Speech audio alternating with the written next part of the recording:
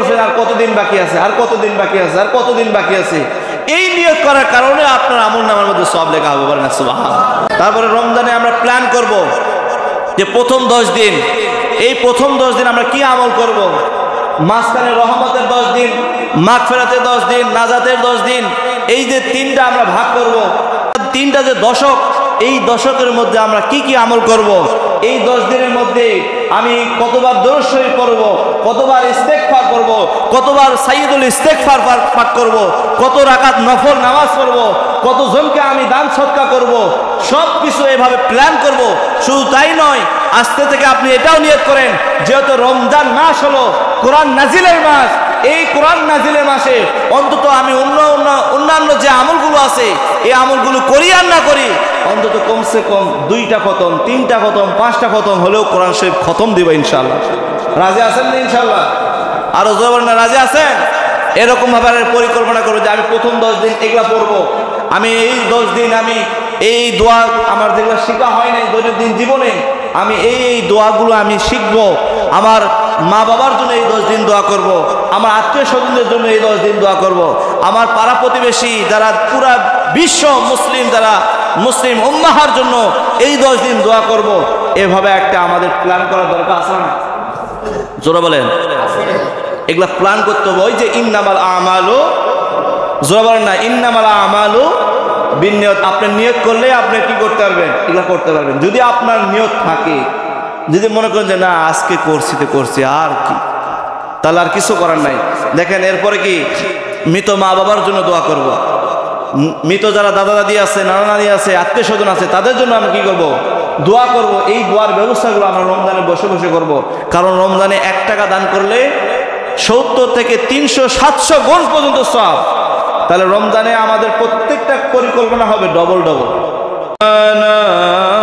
মুহাম্মদ ওয়া আলা আলি সাইয়্যিদিনা,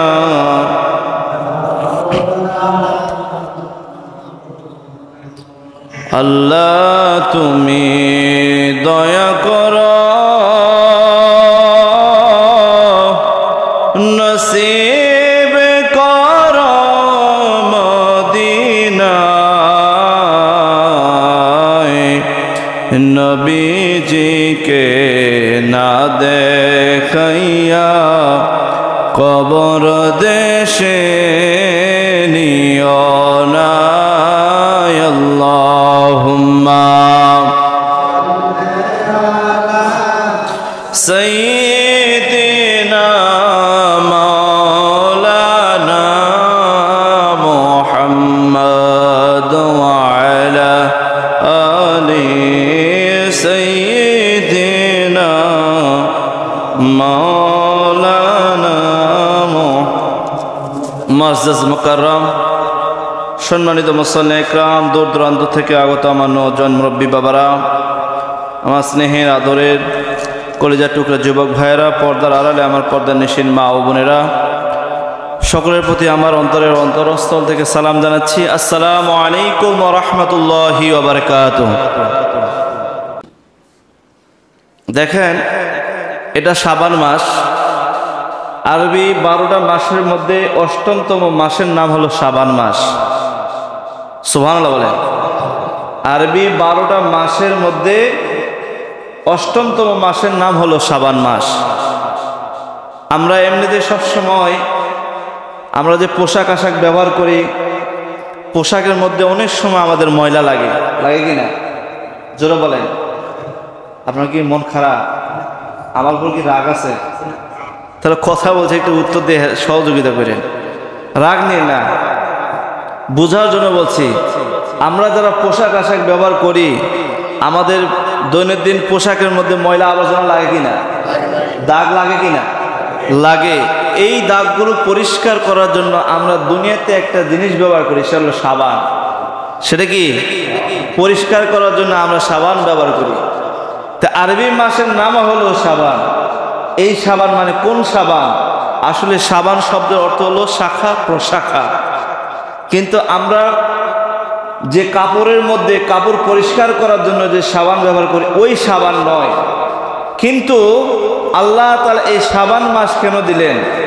দেখেন, শাবানের আগের মাস হলো রজব মাস। আল্লাহ তাআলা বলছেন আর রজব শাহরুল্লাহ, রজব হলো আমি আল্লাহ তাআলার মাস। আবার পরের মাস হলো রমজান, রমজান হলো আমার নবীর উম্মতের মাস। মাঝখানে একটা মাস দিলেন, সেই মাসটার নাম হলো শাবান মাস। তাহলে আগে আল্লাহর মাস, শেষে উম্মতের মাস, আর মাঝখানে দিলেন নবীর মাস। তাহলে এই নবীর মাস হলো শাবান মাস। এই শাবান মাসের মর্তবা, মর্যাদা, ফজিলত, সম্মান, ইজ্জত, মান, সম্মান সব দিকে আল্লাহ তাআলা বাড়িয়ে দিয়েছে। সুবহানাল্লাহ। শুধুমাত্র একটা মাস বলছে, শুধুমাত্র একটা মাস আল্লাহ তাআলা বলছে যে আমার জন্য আমি সম্মানিত করছি 4টা মাস। একটা হলো রজব মাস, একটা হলো মুহররম মাস, জিলকদ, জিলহজ মাস। আল্লাহ তাআলা 12টা মাস নির্ধারণ করে 4টা মাস ওনার নিজের জন্য রেখে দিলেন। আবার শুধুমাত্র 12টা মাসের মধ্যে একটা মাত্র মাস আপনার আমার নবীর জন্য, বলেন না সুবহানাল্লাহ। তাহলে বোঝা গেল ওই মাসটার অবশ্যই মর্তবা, ফজিলত আছে না নাই? আরো জোরে আছে না নাই? আছে। এখন এই মাসের আমরা কি আলোচনা শুনবো? যেহেতু আমাদের সামনের মাস হলো রমজান, রমজান হলো প্রস্তুতির মাস। রমজান মাসে শুধুমাত্র আমরা কি করব? আমল করব। তো রমজানের আগের মাস হলো প্রস্তুতির মাস, বলেন না সুবহানাল্লাহ। আর জোরে বলেন না সুবহানাল্লাহ। দেখেন, আমরা কৃষি যারা চাষাবাদ করি, বাড়িতে বলেন, জমিতে বলেন, খেতে বলেন, খামারে বলেন, দোকানপাট বলেন, সব জায়গায় বলেন, প্রত্যেকটা ক্ষেত্রে আমরা কিন্তু একটা পরিকল্পনা করি। আমার ক্ষেতের মধ্যে আমি কি চাষাবাদ করব, কেমনে ভাবে হাল চাষ দিব, কেমনে ভাবে কি কি আমার সার, গোবর, অর্থাৎ যা কিছু লাগে এগুলো আমরা কিভাবে দিব, সব কিছু পরিকল্পনা করি। কথা কোন ঠিক কিনা? চাষাবাদের আগে আমরা পরিকল্পনা করি। ঠিক তদ্রুপ দোকান বলেন, ব্যবসা বলেন, বাণিজ্য বলেন, সব কিছুর ক্ষেত্রে একটা পরিকল্পনা আছে। ঠিক তদ্রুপ ভাবে রমজান মাসের আগের মাস হলো শাবান মাস। এই শাবান মাসে আপনার আমার নবী উম্মতদেরকে শিক্ষা দিচ্ছেন, পরিকল্পনা করো। সুবহানাল্লাহ। পরিকল্পনা করো, প্রস্তুতি গ্রহণ করো। এই পরিকল্পনা প্রস্তুতি সম্পর্কে আমি যখন হাদিসের বিভিন্ন কিতাব থেকে যখন পর্যালোচনা করলাম, কোরআন থেকেও যখন ঘেটে দেখলাম, ঘেটে দেখে আমি যখন হাদিস থেকে দেখলাম, সিয়াসিত্তার বিশুদ্ধ যে কিতাব, ওই কিতাবটার নাম হলো বুখারী শরীফ। বলেন না সুবহানাল্লাহ। আরো জোরে বলেন আল্লাহু আকবার। কোরআন শরীফের পরে দ্বিতীয় যেটা স্থান, সেটা হলো বুখারী শরীফ। ওনার নাম হলো ইমাম বুখারীর নাম অনেকেই জানে না, খালি বুখারী বলে, বুখারী আর বুখারী। এই যে বিভিন্ন ফিতনা ফাসাদ, এগুলো এখন বলতে চাচ্ছি না। আমি যে বিষয়টা বলতে চাচ্ছিলাম খুব গুরুত্ব সহকারে বোঝার চেষ্টা করবেন। দেখেন, ইমাম বুখারীর নাম হলো হাফেজ আবু আব্দুল্লাহ মুহাম্মদ বিন ইসমাইল বিন ইব্রাহিম বিন মুগিরা বিন বারজিদা আল জুফি। বলেন না সুবহানাল্লাহ। এত সুন্দর নাম, হাফেজ আবু আব্দুল্লাহ মুহাম্মদ বিন ইসমাইল বিন ইব্রাহিম বিন মুগিরা বিন বারজিদা আল জুফি। ওনাকে হাফিজুল হাফিজ বলা হয়, হাফিজুল হুজ্জা বলা হয়, ওনাকে আমিরুল মুমিনিন উপাধি দেওয়া হয়েছে। বলেন না সুবহানাল্লাহ। কেন দেওয়া হয়েছে? উনি প্রায় 6 লক্ষেরও বেশি হাদিস শরীফ আপনার আমার নবীজির সাল্লাল্লাহু আলাইহি সাল্লামের প্রিয় জবান মুবারকের মুখ নিঃসৃত বাণী, কথাগুলোকে উনি সংগ্রহ করেছেন নির্ভেজাল, যেটাকে বলা হয় সহিহ সনদ, সনদ সহকারে নির্ভেজাল যে হাদিসগুলো, এরকম হাদিস উনি সংগ্রহ করেছেন প্রায় 6 লক্ষ। বলেন না সুবহানাল্লাহ। 6 লক্ষ হাদিস যার সিনার মধ্যে মুখস্থ ছিলেন, সিনার মধ্যে মুখস্থ ছিলেন, ওনার সম্পর্কে বলা হয়েছে উনি যদি হাদিসের কিতাব শুধুমাত্র একটা পৃষ্ঠা দেখতেন, উনি যখন ছোটবেলায় শৈশবে যখন বিভিন্ন জায়গায় যখন উনি জ্ঞান আহরণের জন্য যখন যেতেন, তো ওনার শিক্ষকরা বলছেন যে, ওনার ছাত্র ভাইরা বলছেন যে আমরা ক্লাসে আসলে আমরা ক্লাসে কি করতাম, আমরা ক্লাসের মধ্যে পড়াশোনা পড়তাম, পাশাপাশি আমরা পড়াশোনাগুলো যেগুলো গুরুত্বপূর্ণ এগুলো নোট লিখতাম। এভাবে দীর্ঘদিন দেখা যায় যে ইমাম ইমাম বুখারী রাহমাতুল্লাহ আলাইহি উনিও যখন ক্লাসে উপস্থিত হতেন, কিন্তু উনি কোনো কিতাব আনতেন না, উনি কোনো বই খাতা কলম কিচ্ছু নিয়ে যেতেন না। উনাকে একদিন জিজ্ঞাসা করা হলো যে ভাই, আপনি যে ক্লাসে আসেন, আপনি যে কোনো পড়া মুখস্থ করেন না, আপনি যে কোনো খাতার মধ্যে কলম দিয়ে কোনো কিছু লেখালেখি করেন না, কারণ কি ভাই? তো উনি একদিন রাগান্বিত হয়ে বললেন, ভাই আপনারা তো এতদিন পর্যন্ত পড়াশোনা করছেন, কিতাবের যা কিছু এলেম হাদিস মুখস্থ করে সংগ্রহ করে আপনার খাতার মধ্যে নোট করছেন, আমার কাছে এসে একবার শোনান। কেউ শোনাইতে পারে না। কিন্তু ইমাম বুখারী রাহমাতুল্লাহ আলাইহি ওনার জ্ঞানের প্রখরতা আল্লাহ তাআলা এমন ভাবে দান করেছে, উনি প্রত্যেকটা হাদিস একবার রাবি সহ বর্ণনা করছেন। এমনকি ওনার কিতাব খুলে দেখলেন যে ওনাদের যারা ছাত্ররা যারা হাদিসগুলো লিপিবদ্ধ করেছেন, ওই হাদিসগুলোর মধ্যেও ভুল ছিল, ওনার থেকে শুনে শুনে ওই হাদিসগুলো কারেকশন করেছে, সংশোধন করেছে। বলেন সুবহানাল্লাহ।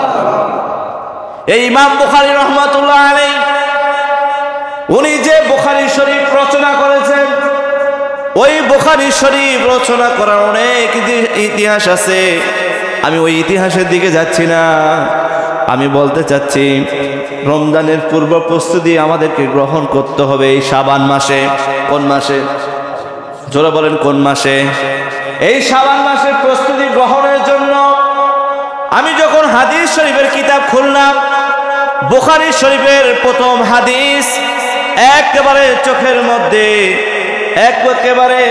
চোখের মধ্যে উজ্জ্বল নক্ষত্রের মতো ভেসে আসলো। ইমাম বুখারী রাহমাতুল্লাহ আলাইহি এত হাজার হাজার লক্ষ হাদিসের মধ্যে বাছাই করে ইমাম বুখারী রাহমাতুল্লাহ আলাইহি বুখারী শরীফের প্রথম হাদিস, ইন্নামাল আমালু বিন্নিয়াত, চিৎকার মেরে বলেন সুবহানাল্লাহ। ইন্নামাল আমালু বিন্নিয়াত। বুখারী শরীফের মধ্যে এত এত হাদিস থাকতে ইমাম বুখারী রাহমাতুল্লাহ আলাইহি উনি নোট করেছেন, ইন্নামাল আমালু বিন্নিয়াত, নিশ্চয় বান্দা যা কর্ম করে প্রত্যেকটা কর্ম প্রত্যেকটা পরিকল্পনার উপর নির্ধারিত, অর্থাৎ নিয়তের উপর বরকত। বলেন না সুবহানাল্লাহ। আরো জোরে বলেন না। আল্লাহ রাসূলের হাদিস, ইন্নামাল আমালু বিন্নিয়াত, বান্দার প্রত্যেকটা কাজকর্ম পরিচালনা হয় নিয়তের উপর। বলেন না সুবহানাল্লাহ। কিসের উপর? জোরে বলেন। নিয়তের উপর বান্দার কাজকর্ম পরিচালনা হয়। এখন ইমাম বুখারী বললেন ইন্নামাল আমালু বিন্নিয়াত, এটার অনেক ইতিহাস আছে, অনেক ঘটনা আছে, আমি ওদিকে যাচ্ছি না। তাহলে উনি যে হাদিসটা আনলেন, নিশ্চয় উনি এতগুলো হাদিস, লক্ষ লক্ষ হাদিস মুখস্থ করা সত্ত্বেও উনি কোন হাদিস উনি ইমাম বুখারী রাহমাতুল্লাহ আলাইহি বুখারী শরীফের প্রথমে আনে নাই। এক নাম্বার হাদিস হলো ইন্নামাল আমালু বিন্নিয়াত। এই হাদিসটা যখন আমরা কি করলাম, গভীরভাবে পর্যালোচনা করলাম, এর শান গর্ব সবকিছু যখন আমরা ভেবে দেখলাম যে বান্দা প্রত্যেকটা কাজ প্রত্যেকটা আমল নির্ধারিত হয় তার নিয়তের উপর। বলেন না সুবহানাল্লাহ। আরো জোরে বলেন না। ইমাম বুখারী প্রথমে আনছে হাদিস, আল্লাহ রাসূল বর্ণনা করছে আজ থেকে 1450 বছর আগে। বলেন না সুবহানাল্লাহ। আরো জোরে বলেন আল্লাহু আকবার। দেখেন এই কথা বলার কারণ কি? এখন অনেকে বলেন যে হুজুর, আমরা তো ছোটবেলায় শৈশবে মাদ্রাসায় পড়াশোনা করি নাই, আমাদের তো ওই হাদিস সম্পর্কে আমাদের তো ওরকম কোনো জ্ঞান নলেজ আমাদের কাছে নাই।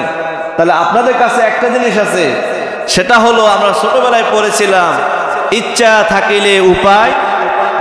কথা বলে এটা কি আমি হাদিসের কথা বললাম? ছোটবেলায় আমরা এই ক্লাস 2-তে বলেন, 3-তে বলেন, 4-এ বলেন, যে ক্লাসে যতটুকু পড়াশোনা করছেন না কেন, দেখবেন লেখা আছে ইচ্ছা থাকিলে উপায়। জোরে বলেন না, ইচ্ছা থাকিলে উপায় হয়। এটা সত্য না মিথ্যা? জোরে বলেন, সত্য না মিথ্যা? যদি ইচ্ছা থাকে, ইচ্ছা থাকলেই উপায় হয়, এটা যেরকম সত্য কথা, এই কথাকে যদি আপনি নির্ধারণ করেন, দেখবেন ইন্নামাল আমালু বিন্নিয়াত, প্রত্যেকটা আমল পর্যালোচনা হয় কাজের উপর ডিপেন্ড করে আপনার নিয়তের উপর। বলেন না সুবহানাল্লাহ। ইচ্ছা থাকলে উপায় হয়। এখন আসেন, তাহলে ওই নিয়ত আর ওই ইচ্ছা শক্তি, আমাদের ওই ইচ্ছা শক্তি হতে হবে প্রবল। কেমন? জোরে বলেন না, কেমন? প্রবল থাকতে হবে। যেমন আজকে শুক্রবার দিন আপনি নিয়ত করছেন আমি জুমার নামাজে যাব, এখন আসার সময় কেউ বলতেছে ভাই আজকে এখন যায় না, আর একটু পরে যান, বিভিন্ন রকম শয়তান আপনাকে ওয়াসওয়াসা দিচ্ছে। তাহলে আপনার ইচ্ছা আছে, কিন্তু এই ইচ্ছা শক্তি নাই, ইচ্ছার মনে কোনো শক্তি নাই। কিন্তু যখন আপনাকে প্রবল ইচ্ছা থাকবে, আপনার ইচ্ছার প্রতি শক্তি থাকবে, তখন আপনার যত কাজ কর্মই থাকুক না কেন, যত ব্যস্ততাই থাকুক না কেন, তখন আপনার মাথায় একটাই কাজ করবে, আপনার দেমাগে একটাই কাজ করবে যে যত রকমের সমস্যা থাকুক না কেন, সমস্যার মধ্যে একটাই সমাধান, আমি নিয়ত করছি নামাজে যাবো, তো নামাজে যেই সারবো ইনশাল্লাহ। কথা বলেন ঠিক কিনা?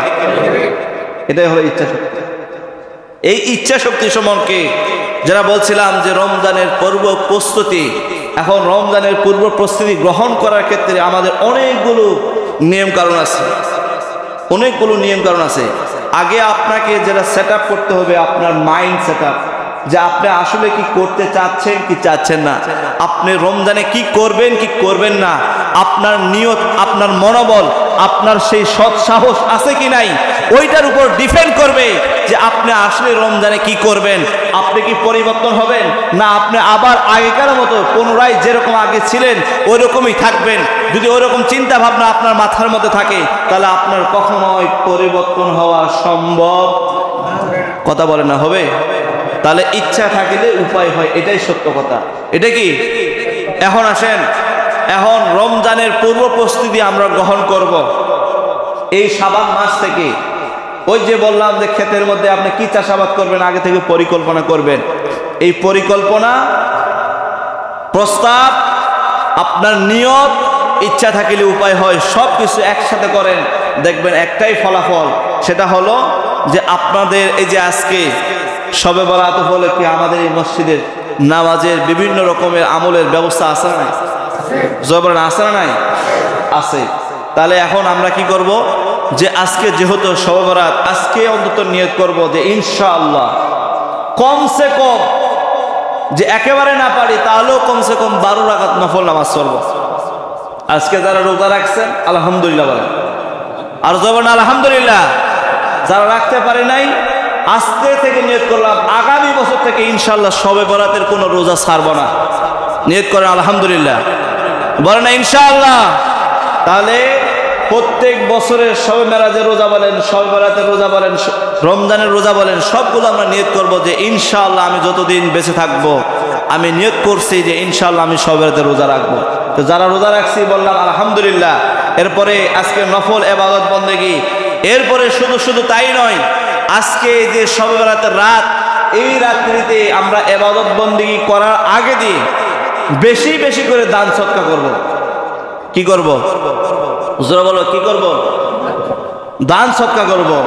এটা শুধু আপনার আমার জন্য নয়, আল্লাহ রাসূলের সুন্নত। দান সদকা করলে আপনার যত রকম আপদ বিপদ আছে, আপনার দুর্ঘটনা, অ্যাক্সিডেন্ট, মারাত্মক কোনো দুর্ঘটনা থেকে আল্লাহ তাআলা আপনাকে হেফাজত করবে, বলেন না সুবহানাল্লাহ। তাহলে দান সদকা করলে উপকার না ক্ষতি?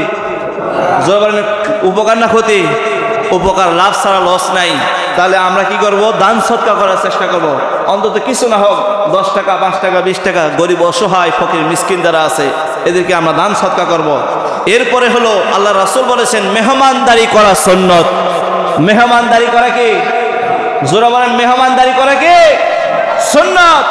এই শবে বরাতের রাত্রি আসলে, এই শবে বরাতের মাস আসলে, শবে বরাতের দিন আসলে বিভিন্ন জায়গায় আমরা ছোটবেলা থেকে দেখছি, আমি যখন একেবারে ছোট তখন থেকে দেখছি যে শবে বরাতে আমাদের এলাকায় বিভিন্ন জায়গায় মা বোনেরা শবে বরাত উপলক্ষে বাড়িতে মিষ্টান্নের আয়োজন করে, হালুয়া রুটির আয়োজন করে, সেমাই, সিন্নি, পায়েস থেকে শুরু করে ফিন্নি বলেন, যত রকম মিঠাই বলেন। আপনার যদি ডায়াবেটিস থাকে অন্তত মিষ্টি না বানান, মিঠাইয়ের আয়োজন না করেন, অন্তত আরো অন্যান্য যেগুলো আয়োজন আছে এগুলো আপনি করতে পারেন। কেননা ইসলাম হলো শান্তির ধর্ম, ইসলাম হলো মানবতার ধর্ম, ইসলাম হলো ভালোবাসার ধর্ম। ইসলাম বলেছে আল মুসলিমু আখুল মুসলিম, এক মুসলমান আরেক মুসলমানের ভাই। ইন্নামাল মুমিনুনা ইখওয়াতুন, এক মুমিন আরেক মুমিনের ভাই। তো মুমিন মুমিনকে কখনো বিদ্বেষ থাকতে পারে না, মুমিন মুমিনের সাথে ভালোবাসা থাকবে, সম্পৃক্ততা বাড়বে, মুসলমানের সাথে মুসলমানের ভালোবাসা বাড়বে, বলে না সুবহানাল্লাহ। বিগত যত রকম কলহ ছিল, যত রকম বিবাদ ছিল, যত রকম ঝগড়া বিবাদ ছিল, সবগুলো দূর করব। আজকে আমরা কাঁধের সাথে কাঁধ মিলে আমরা কি করব? যে যার বাড়িতে প্রতিবেশী পাড়া প্রতিবেশী আত্মীয় স্বজন যারা আছে প্রত্যেকের বাড়িতে চেষ্টা করব ইনশাআল্লাহ যে মিষ্টান্ন বিতরণ করবো। বলেন না সুবহানাল্লাহ। দেখেন এখানে বলা হয়েছে মেহমানদারি করা। মেহমানদারির ক্ষেত্রে আল্লাহর একজন নবী ছিলেন, নবী ইব্রাহিম আলাইহিস সালাম। অনেক চমৎকার একটা ঘটনা, যেহেতু সময় কম আমি সংক্ষেপে বলে শেষ করার চেষ্টা করব। সেটা হলো যে হযরত ইব্রাহিম আলাইহিস সালাম উনি এমন একজন পয়গম্বর ছিলেন, এমন একজন নবী ছিলেন, এমন একজন আল্লাহ তাআলার খাস মাহবুব নবী ছিলেন যে উনি বলেছেন যে আমি আমার কোনো বেলা আমি মেহমানদারি ছাড়া আমার পেটের মধ্যে আমি কোনো খাবার গ্রহণ করি নাই। বলেন না সুবহানাল্লাহ। মুখের মধ্যে উনি খাবার গ্রহণ করেন নাই। শুধু তাই নয়, ওনার ইতিহাস পর্যালোচনা করে দেখা গেল যে হযরত ইব্রাহিম আলাইহিস সালামকে নিয়ে আল্লাহর ফেরেশতারা আল্লাহ তাআলার কাছে অভিযোগ করছে, ও আল্লাহ, ও আমাদের মালিক ও মালিক, আপনার ইব্রাহিম আলাইহিস সালাম উনি আপনার কখনো কোনো সময় মেহমান ছাড়া খাবার গ্রহণ করতেন না। সুবহানাল্লাহ বলেন। তো একদিন অভিযোগ করলো যে উনি হয়তো লোক দেখানোর জন্য কি করে মানুষদেরকে খাবার খাওয়ায়, অন্তত কমসে কম একজন হোক, দুইজন হোক, তিনজন হোক, উনি প্রত্যেক বেলায় যা খাবার ওনার আছে রিজিকে উনি কি করেন মেহমানকে নিয়ে খেতেন। কিন্তু দেখা গেল একটা সময় যে উনি মেহমান পাচ্ছে না, তো উনি আল্লাহ তাআলার কাছে অভিযোগ করছে, আল্লাহ, আপনার এই নবী ইব্রাহিম আলাইহিস সালাম উনি হয়তো বা মানুষদেরকে লোক দেখানোর জন্য কি করতেছে যে উনি খাবার খাওয়ায়। দেখা গেল ওনার কাছে কোনো মেহমান আসতেছে না। পরীক্ষা স্বরূপ দেখা গেল আল্লাহ তাআলার পক্ষ থেকে সেই ফেরেশতাগুলো দুনিয়াতে আসলো মানব সুরতে। বলে না সুবহানাল্লাহ। মানব সুরতে এসে ওনার কি করলেন, ওনারা মেহমান হয়ে ওনার বাড়ির চারপাশে ওনার ঘোরাফেরা করলেন। দেখা গেল যে ওনাকে দাওয়াত দিচ্ছে, কিন্তু ফেরেশতারা খাবার গ্রহণ করে না, কিন্তু ফেরেশতাদেরকে দাওয়াত দিচ্ছে। এখন উনিও বলতেছে, ভাই আমি তো আজকে সারাটা দিন মেহমান খোঁজাখুঁজি করতেছি, কিন্তু আমি কোনো মেহমান পাচ্ছি না। তবে আপনাদেরকে আমি চিনি না, তবে আপনাদের কাছে আমার আকুল আবেদন, আপনারা যদি মেহমান হয়ে আমার বাড়িতে আসছেন। বলেন না সুবহানাল্লাহ। ওনাদের কাছে আকুতি মিনতি যত রকম আছে সবগুলো উনি কি করলেন প্রয়োগ করে লাস্টে ওনাকে ওনার বাড়িতে নিয়ে গেলেন। নিয়ে যায় এখন বলছে, ও নবী ইব্রাহিম, আপনি খাবার শুরু করেন। এখন দেখা গেল যে ইব্রাহিম আলাইহিস সালাম যতক্ষণ পর্যন্ত মেহমান না খাইছেন ততক্ষণ পর্যন্ত উনি খাবার মুখে দিতেন না। সুবহানাল্লাহ বলেন। এখন ওনারা আসছেন, খাবার ওনাদের সামনে, এখন খাবার বাদ দিয়ে এখন বলতেছে, নবী ইব্রাহিম আপনি খানা শুরু করে দেন। তো ইব্রাহিম আলাইহিস সালাম বলছে যে না, খেয়ে যেতে হবে, খাবার খেয়ে যেতে হবে। তা আমরা এরকম অন্তত যতটুকু না পারি, যে আমরা যতটুকু পারি সামর্থ্য অনুযায়ী আপনারা আমার মেহমান যারা আছে, অন্তত প্রতিবেশী যারা আছে, পাড়া প্রতিবেশী, আপনার চাচা আছে, জ্যাঠা আছে, আত্মীয় স্বজন যারা আছে, এনাদেরকে দাওয়াত করে হলেও খাওয়াবেন। কারণ নবীর সুন্নত মেহমানদারি করা। মেহমান আসলে যে ঘরে, যে বাড়িতে মেহমান আসে ওই ঘরে আল্লাহ তাআলার রহমত আসে। বলেন না সুবহানাল্লাহ। আরো জোরে বলেন না সুবহানাল্লাহ। শুধু তাই নয়, এই মাস থেকে আমরা রমজান মাসের একটা পরিকল্পনা করব যে আমাদের রমজান কতদিন বাকি আছে, কত ঘন্টা বাকি আছে, কত নিয়ত করছেন, আর কতদিন বাকি আছে, আর কতদিন বাকি আছে, আর কতদিন বাকি আছে। এই নিয়ত করার কারণে আপনার আমলনামার মধ্যে সওয়াব লেখা হবে। বলেন না সুবহানাল্লাহ। আরো জোরে বলেন না সুবহানাল্লাহ। তারপরে রমজানে আমরা প্ল্যান করব যে প্রথম 10 দিন, এই প্রথম 10 দিন আমরা কি আমল করব। মাঝখানে রহমতের 10 দিন, মাগফিরাতের 10 দিন, নাজাতের 10 দিন, এই যে তিনটা আমরা ভাগ করব। তিনটা যে দশক, এই দশকের মধ্যে আমরা কি কি আমল করব। এই 10 দিনের মধ্যে আমি কতবার দরুদ শরীফ পড়ব, কতবার ইস্তেগফার করব, কতবার সাইয়্যিদুল ইস্তেগফার পাঠ করব, কত রাকাত নফল নামাজ পড়ব, কতজনকে আমি দান সদকা করব, সব কিছু এভাবে প্ল্যান করব। শুধু তাই নয়, আজকে থেকে আপনি এটাও নিয়ত করেন, যেহেতু রমজান মাস হলো কোরআন নাজিলের মাস, এই কোরআন নাজিলের মাসে অন্তত আমি অন্যান্য যে আমলগুলো আছে এই আমলগুলো করি আর না করি, অন্তত কমসে কম 2টা খতম, 3টা খতম, 5টা খতম হলেও কোরআন শরীফ খতম দিব ইনশাআল্লাহ। রাজি আছেন না ইনশাআল্লাহ? আরো জোরে বলেন না, রাজি আছেন? এরকম ভাবে পরিকল্পনা করবো যে আমি প্রথম 10 দিন এগুলা পড়বো, আমি এই 10 দিন আমি এই দোয়া আমার যেগুলো শেখা হয় নাই দৈনন্দিন জীবনে, আমি এই দোয়াগুলো আমি শিখবো। আমার মা বাবার জন্য এই 10 দিন দোয়া করব, আমার আত্মীয় স্বজনদের জন্য এই 10 দিন দোয়া করব, আমার পাড়া প্রতিবেশী যারা পুরা বিশ্ব মুসলিম, যারা মুসলিম উম্মাহার জন্য এই 10 দিন দোয়া করব। এভাবে একটা আমাদের প্ল্যান করা দরকার আছে না? জোরে বলেন। এগুলা প্ল্যান করতে হবে। ওই যে ইন্নামাল আমালু, জোরা বলেন না, ইন্নামাল আমালু বিনিয়ত। আপনি নিয়ত করলে আপনি কি করতে পারবেন? এগুলা করতে পারবেন যদি আপনার নিয়ত থাকে।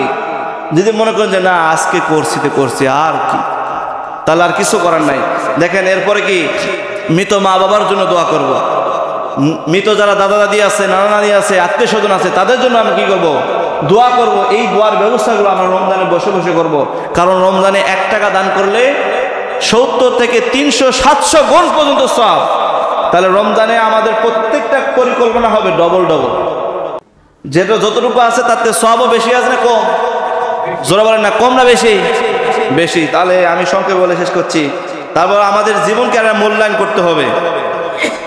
জীবনের মূল্যায়ন করতে হবে যে আমাদের এই জীবন, কি বলবো, কিছুদিন আগেকার খবর, একটা বাড়িতে একটা লোক মারা গেল। ওই মানুষটার জানাজা দেওয়ার কোনো খবর নাই। মৃত ব্যক্তির গোসল সম্পন্ন, লাশ খাটের উপর, আর এদিকে বিয়ের আনন্দে একেবারে মাতোয়ারা, যত রকম অনুষ্ঠান আছে বিয়ের সম্পূর্ণ অনুষ্ঠান চলে, কিন্তু লাশের জায়গায় পড়ে আছে। কথা বল ঠিক কিনা? এটা এখন বর্তমান পরিস্থিতি। তো এই পরিস্থিতিতে আপনি সামনে কি আশা করবেন? আপনার আমল আপনার সাথে যাবে, আমার আমল আমার সাথে যাবে, যার আমল তার সাথে যাবে। তাহলে আমাদের উচিত হবে অন্তত আর কিছু করি আর না করি, এই রমজানে আমাদের জীবনের গুনাহখাতা মাফ করতে হবে। কথা কোন ঠিক কিনা?